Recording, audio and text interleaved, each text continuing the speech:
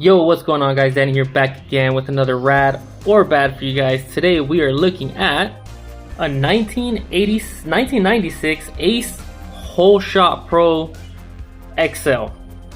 Now I'm not familiar with race bikes, but this is Rad or Bad, and I give my take on what I think on bikes. So why not just open myself up to more style of bikes instead of just freestyle?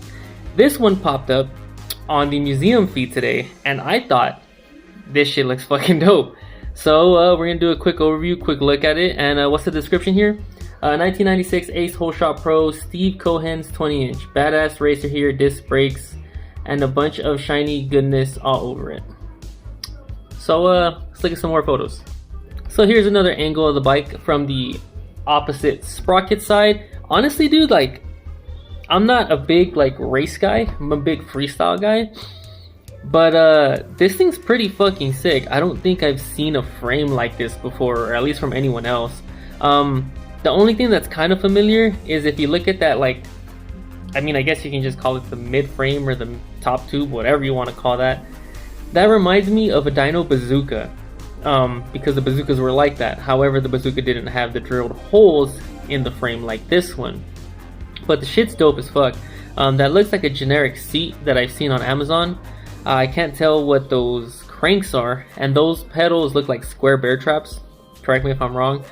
But yeah, so far this thing's dope. Let's look at another angle. So here we got from the headset down. I don't know what kind of bars those are. They're kind of cool though. Don't know what kind of lever those are though. Those levers look a little odd to me. Never seen those. Tires look to be like a Tioga Comp 3 style. I could be wrong. Closer shot to the sprockets, you guys can see there, Whole Shot Pro 20, prototype Steve Cohen. As you guys can see, there is the sprocket.